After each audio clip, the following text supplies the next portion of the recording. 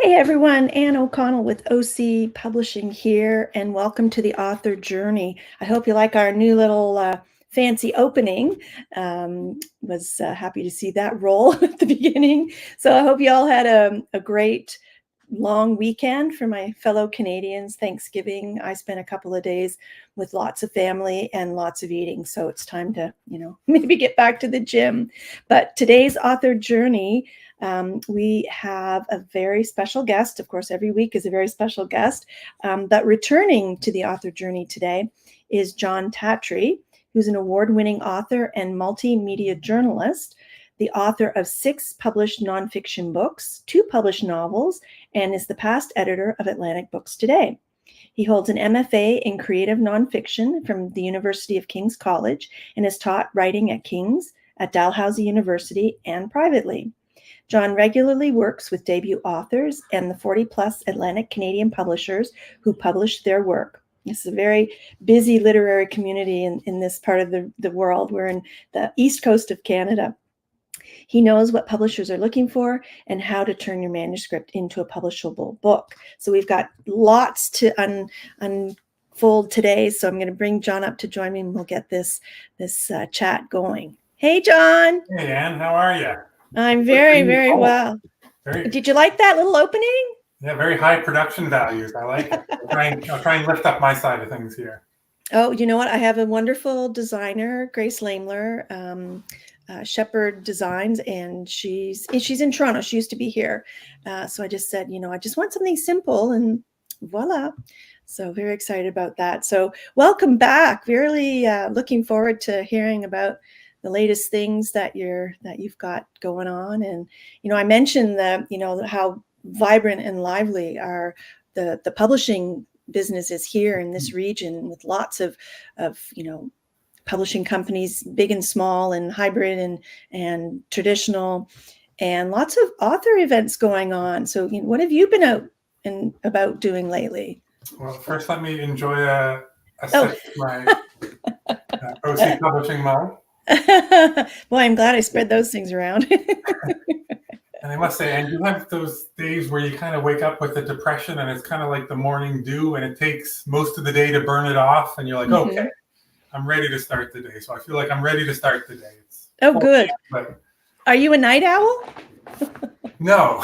Oh, me neither. early to bed, late to rise. I don't know what that makes you, but smart. Well, see, and that's the beauty of working for yourself, right? Yeah. But for book events, I do have a couple I wanted to talk about. Oh, yes. I'm always cheered up by book events. I think it's like somewhere between a birthday party and a funeral. Everyone's gathering to celebrate your life, but you get to be alive for it. Right. You get to be there in person. And in this case, I got to host this launch. This is Chris Benjamin's new collection of short stories, The Art of Forgiveness. Mm-hmm. Chris has written a bunch of books like Indian Road School and Hitchhiking in Paradise. Mm-hmm. Love that book. Yeah, he was on to talk about that a while back. Yep. And this one here, I've actually been reading it for years now, because Chris started it as a novel called Bourbon Boys, which was meant to be suburban, but everybody thought there would be a drink mixed in, so he had to change it around.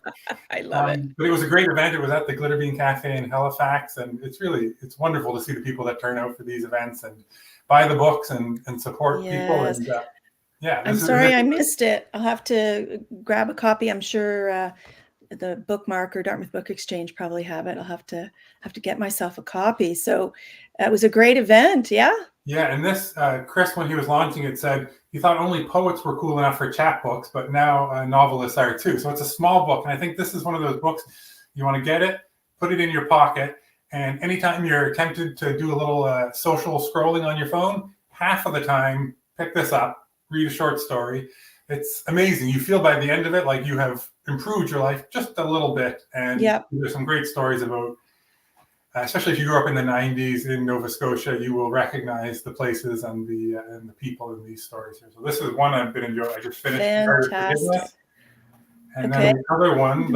I saw a review that you wrote on this book. So talk a little bit about this. This sounds very compelling reading. Yeah, this is Sue Murtaugh's first collection of short stories, We're Not Rich.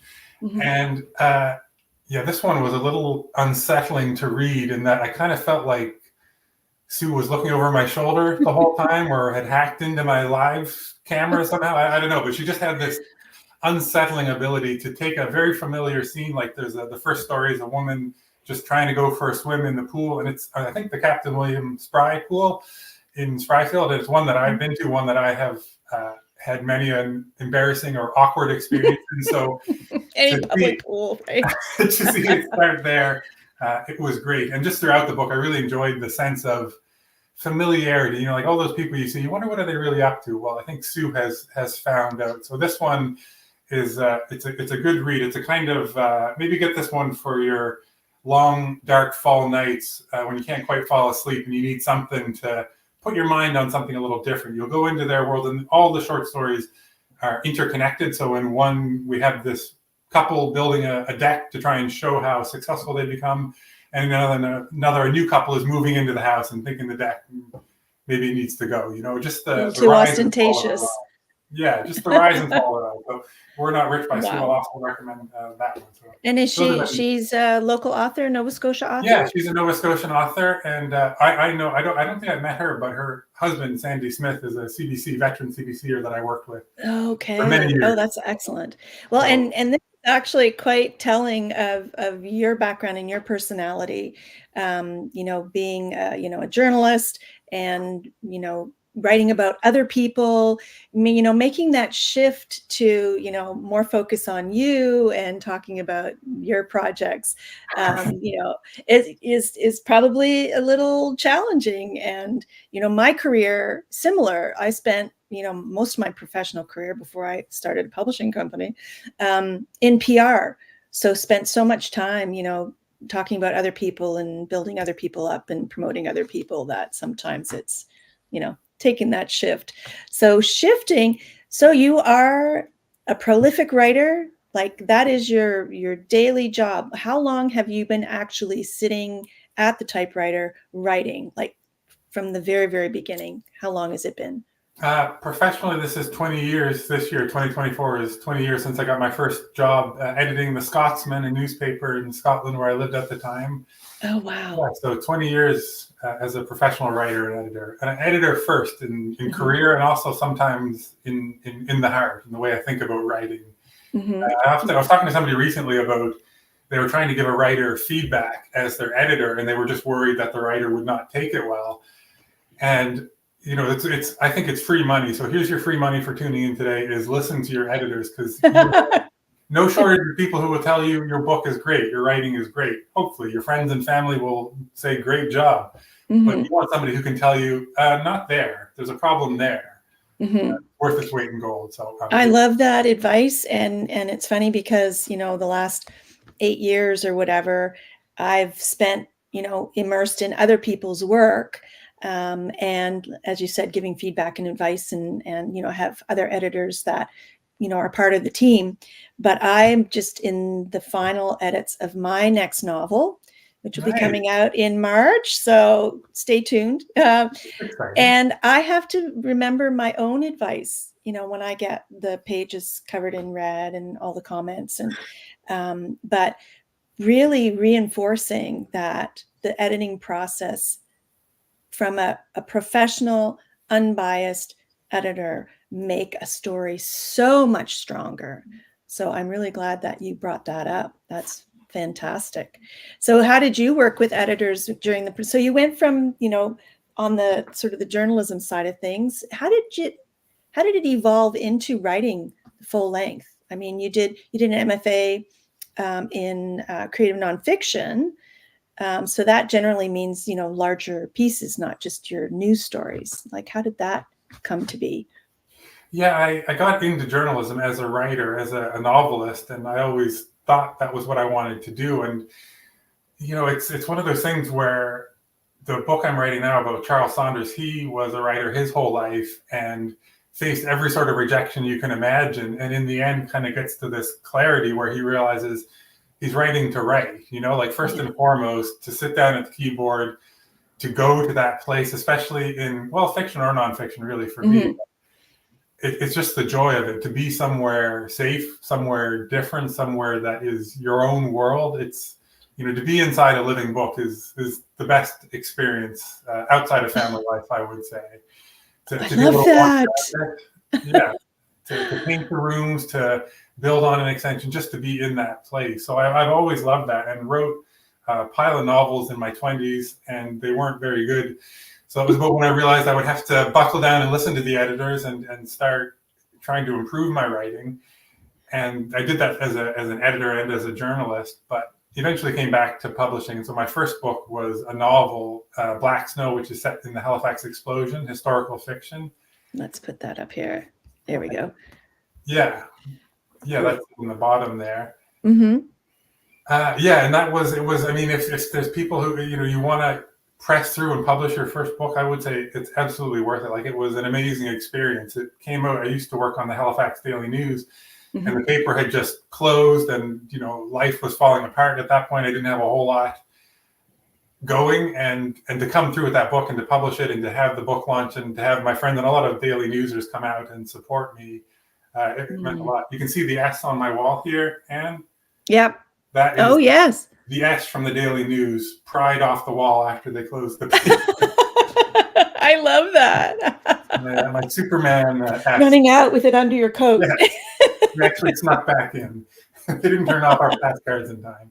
But Wonderful. that experience of getting it out there and publishing it and having people reading it, of course, Mm-hmm. was amazing. It really bolstered that was what I love to do, Mm-hmm. especially more than anything else, is to write books, to build a whole book, to live in that whole world. And Yeah. Yeah. I had a similar experience. Like, my first book in 2010 was traditionally published, and it was like nonfiction. And that was when I discovered I really liked, because I'd written lots of short form from, on the business side of things. But that same thing, that's when I really discovered I love that meatier, longer, the agony and the exaltation that's woven into that longer form. So that you're not, it was a fiction novel, Yeah. your first book. So how did you start writing longer nonfiction, like in these biographies? What was your second book? Yeah, my second one was The Hermit of Africville, the Eddie Carvery book. And Mm-hmm. Most of these have been published by Pottersfield Press, other than Day Trips, which was McIntyre Purcell, and Peace by Chocolate, which is with Goose Lane. Mm-hmm. And Pottersfield, they suggested looking at nonfiction because to take people behind the scenes, there's a small market for fiction, especially local fiction, even smaller. There's a bigger market for nonfiction. More people buy nonfiction books, more people publish them. It's kind of an easier sell to the publisher and to the public, because I think people know that at least you're going to read a book about Daniel Paul or Edward Cornwallis. You're at least going to get something out of it. Yeah. With fiction, you're taking a full chance on the writer, hoping that they're all as good as Sue or Chris. But yeah, that was the publisher suggested I look at nonfiction, and then I met Eddie Carvery as a journalist, and Right. it was destiny. I just loved meeting him, loved hearing his story about growing up in Africville, the Black community just outside of Halifax, and being there in his 20s when it was destroyed by the city of Halifax, the home for a home turning into the get out of your house and we'll bulldoze it and you can rent somewhere else. And I realized that it was kind of my weaknesses as a writer, was writing convincing characters and dialogue. Like, that was the main feedback I had gotten earlier from editors, was that I wasn't great at making characters that seemed real or dialogue that sounded proper. So to meet Eddie, who was the greatest character you could ever never Right. it kind of solved that problem for me, and I really enjoyed that side of it. And you mentioned this difference between long form and shorter writing, and I think with Peace by Chocolate, my last book, it really came to the fore, because at first the opening of the book was Tarek had, that's the son of the family. You can see him at the front of the picture. Mm-hmm. It was him on a plane from the Middle East to Canada. And I thought, okay, this works to open the story. We'll put him kind of in danger on the plane. He doesn't know where he's going. We get a sense of where he's coming from. And then the book would have gone from there. But the editor, Jill Ainsley, pointed out that it was basically good enough for a magazine feature, for short form. Because you split them, you hold them for 1,200 words, and then they're out. But a book is different. People need to pick it up 20 times. You need to have at least 20, 30 reasons in every book to keep them picking it up. And so that wasn't a strong enough opening for a long, sustained effort. And eventually she kind of guided me to pull the father, who's in the background, even in this picture, Assam had pull him to the forefront, because he had started a chocolate company, had chocolate in Syria, and had built that up into one of the biggest companies in the Middle East providing chocolate, and then rebuilt it here as Peace by Chocolate in Canada. And so we had him at the front for a while, and that was a stronger lead, because I'm not trying to split the moment and hold your attention for 1,200 words. I'm telling you, here is Assam, and we're going to follow his journey for a while. So I like the compositional challenges of longer fiction or longer projects, of holding the whole book in your head and balancing it out on that scale, rather than just the quick in and out shorter writing. Yeah, I love it. And, don't sell yourself short. Like it's not just having like a central character, a real person, that makes these books sing. It's also your talent and your writing style, because I mean, they're beautifully written, and the research is obvious, and your ability to was going to say win over, but gain the trust of these, the people, the subject matters of your book is obvious as well, because you don't get, the real true grit of the story without that kind of journalistic, ability. No, thank you. Yeah, and that's my opinion. that winning trust is something I've been thinking about a lot lately, especially like you mentioned, we're going to talk a bit about ghostwriting later. Yes. But for ghostwriting, I've got 2 books on the go now. One is the story of a person who migrated to Canada, started a business, became very successful.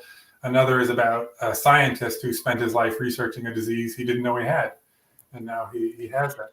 Wow. And so both of those have and since I'm doing them at the same time, and it's a little different setup than my normal books, it's really brought front and center like the challenge of connecting with people. And it's something I really enjoy. Like my first degree in university was in social anthropology, and I learned a lot from that. And one of the things that always stuck with me was an anthropologist who had said that he had learned that if he went to stay with the people he was studying and stayed for 6 months and then left, he would have a certain level of connection to them.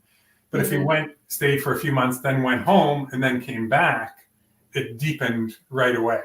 It made a huge difference if he had left and come back, even if the whole total time was the same. And something about that resonated with me. So yeah, I like the challenge of connecting with people, figuring out how to win their trust, how to show them that they can trust me with their stories, with their life. Because ideally, when you're interviewing someone, especially for a book, you want them relaxed, comfortable, trusting that they'll tell you everything. And then maybe later scribble a few things out, but you want them to feel comfortable. So to work with very different people, to build those bridges, to find those little things often, yeah. So did ghostwriting become something that you were thinking, gosh, I'd really like to try my hand at that? Or, that's really fascinating. Maybe I should, try and find somebody to ghostwrite their story. How did these, you're writing 2 sort of simultaneously, well, not necessarily simultaneously. So these 2 projects have, you've been working on. So how did they come to be? Yeah, it always seemed cool to me to be a ghostwriter. It seemed interesting and I was open to it, but I didn't really seek it out. But it was somebody else that approached me over the years. Several people have approached me wanting me to write a nonfiction book, generally about their life or about someone else they know. And I just couldn't figure out how to make it work, because it's a huge amount of time. So to figure out how to make it work as a business took a lot of time.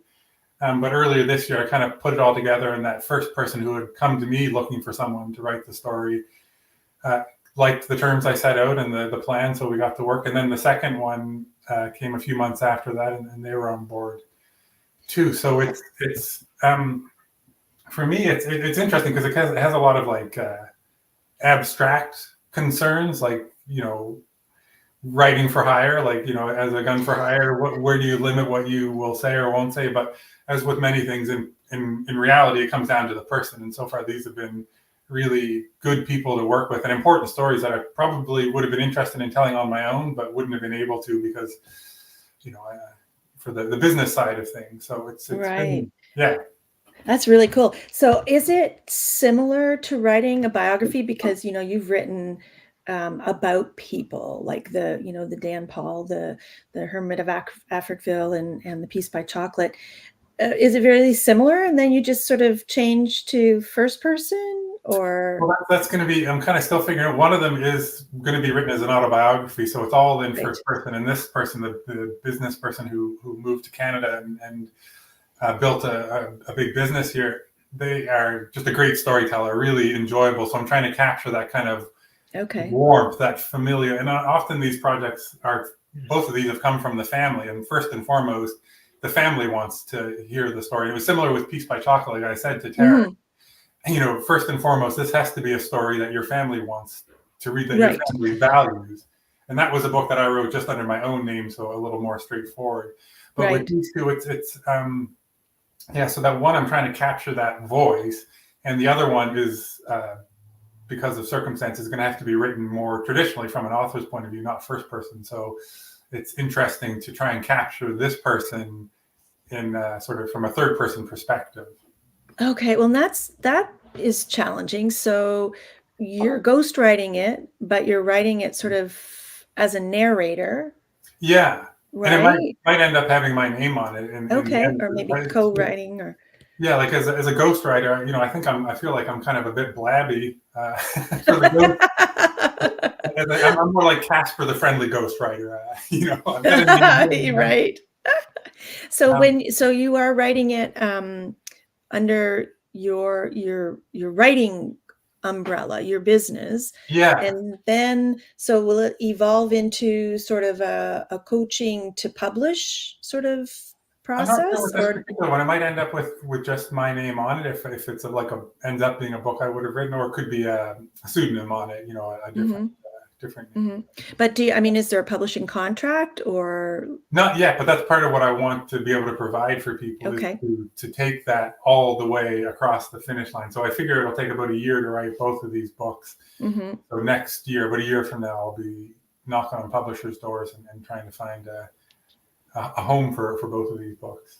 Okay, well, that's actually a nice segue. Let's talk a little bit about the other part of your business. I'm going to bring up this. So you also do writing coaching. And, in your bio, we talked about, your sort of connection to not just the publishers who have published your own books, but, the whole network of publishers sort of throughout Atlantic Canada. So what is it? Talk a little bit about that part of the business, and if somebody is writing a book or needs help and wants that input, how do you approach that? Yeah, that was the first idea for the business. Like the corporate writer training and the ghostwriting sort of came along as ready to go parts of it.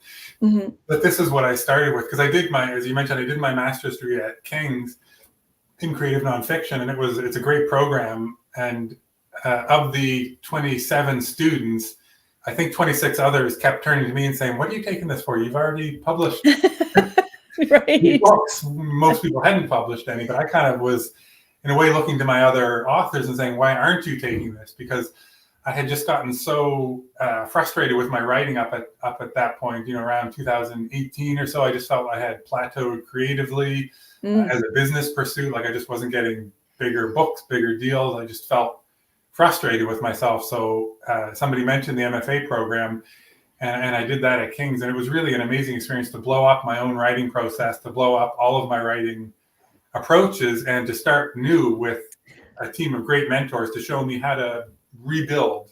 I love that. Oh my gosh. And that's what I want to offer to other writers, if you're a first time or a few times, especially like in Atlantic Canada, because when I was at Atlantic Books Today, it really blew me away to meet so many publishers, that there really are 40 publishers active in Atlantic Canada. It almost can seem like it's hard not to get published. It's still very hard to get published, but having that knowledge. So that's what I want to do, is I want people who are to either just call up to have a sort of first chat about the Mm-hmm. lay of the land, who are publishers, when do you want an agent, when do you not want an agent, Right. when do you pitch them, how do you pitch them, do you need a full book proposal or can you just email them, all that Awesome. stuff to share with them. And then the actual writing from how to plan out your book if it's a memoir. So I can Mm-hmm. basically give you the instructions so you have your topic, your word count. So that way, instead of waking up every day with just the blank page and thinking, how do I tell my life story today? You instead look at this helpful little guide and it says, oh, today I'm writing about these 3 years when these major things happened to me. And I have Right. 4,000 words. So away you go. And Are you focusing mostly on memoir or autobiography or any genre? that's who I've been hearing from for the most part, but nonfiction, I would say, and fiction as well. Like I'm fairly confident and comfortable with the fiction. Nonfiction, I have more 6 Mm-hmm. books instead of 2 fiction, so I have more experience there. But yeah, it's Mm-hmm. really helping the way that the MFA program, except for that's a 2-year commitment and it costs $25,000. I'm a little cheaper, and you don't have to commit to me for 2 years. Right. Yeah.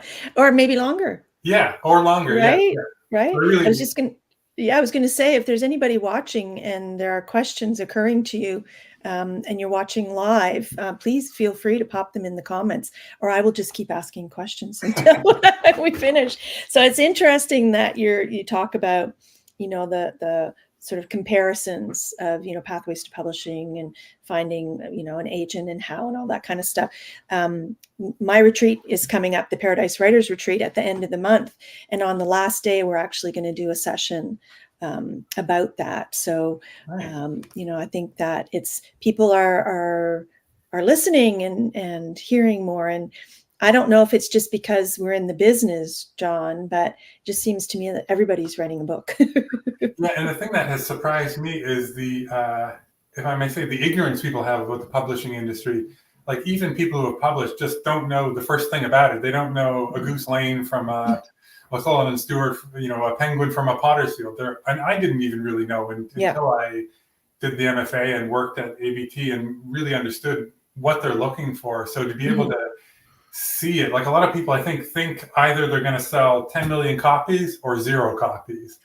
But most of us are in between. Somewhere in between, right? And it's not, and it's part of my mission, to help authors as well, and to educate. I'm often explaining, of course, what hybrid publishing is and what the different pathways to publishing are. So I think what you're doing is incredible, and I'm glad that it's busy. So you said that these 2 projects you're working on right now sort of will be, the year's plan, but in the middle of that, you can intersperse the other working with other authors as well. Yeah, exactly. And my own. Yeah, I have 5 open books in my head right now, which is great, actually. Don't we all, right? I wondered if I could do it, but I've got the 2 ghostwriting one. I've got my book on Charles Saunders, which is with the editor now. Oh, good. Back anytime soon. Yeah. A novel I've been working on. Charles actually inspired me to return to fiction. I haven't written fiction in many, many years, but and it's interesting because with nonfiction, it almost always comes, it's easier to publish. It's easier, as I mentioned earlier. It's also, I tend not to write the book until I have a contract in place. Right. But fiction, it's harder to make myself sit down and do the discipline of it because it seems like there's always 5 more important things I could do, 10 more important things. Right. And especially, when you're running your own business and your priorities are your clients. And, that's why, for 8 years, I didn't work on any of my novels. Yeah. So when my next novel comes out in 2025, it will be, and it's the second in a series, it'll be 10 years since the first one, the last one was published. So I'm like, oh my gosh, where did that 10 years go? Wow. It's incredible. So before we wrap up, what would be the one little nugget of advice that you would put forth to a new emerging author when they sit their butt down? I would say we all probably in our hearts, us writers, wonder, am I a genius? Nobody told me, has nobody noticed yet? And then I met Charles, and Charles, I can tell you, is an authentic genius. He was Wow. born with a writing talent 10 times what I can ever work to. So I feel like I have a bit of talent and a lot of hard work. And I would say the hard work part of it applies to most of us. Mhm. You can't work yourself into genius, but you can get pretty close and push pretty close. So I saw somebody who had written their first draft recently, and they said they didn't want to go to an editor, and they didn't even want to change any of the words themselves, because I thought I must have written it that way for some reason. I would say bleed into the pages. Just it's as easy as that. Just sit down and bleed onto the pages. Charles spent 20 years on some of his novels, Wow. and it shows. He had that first level genius, but that deeper work to really push it. So I would say sit down and put in the hard work and listen to the people who will tell you where it could be better. Yeah. Oh, that's wonderful. I think that's amazing advice. And on that note, I can't believe our time is already up. I'm excited. I didn't even finish my cup of tea. Oh, I know, right? How funny is that? Well, we always have lots to talk about, and I'm looking forward to seeing what comes of these projects that you're working on. And please, keep us posted. And for everybody who's watching, check out jontattrie.ca and make sure that you follow Jon on social media and pick up copies of his books and say hello if you're out and about. And we'll have him back sometime soon, I hope. All right. Thank you, Anne. It was great to see you again. Nice to see you. Okay. Thanks so much. And thank you for joining us on the author journey. I'm Anne O'Connell with OC Publishing, and we'll see you next time on the author journey. And for now, happy reading and writing. Bye.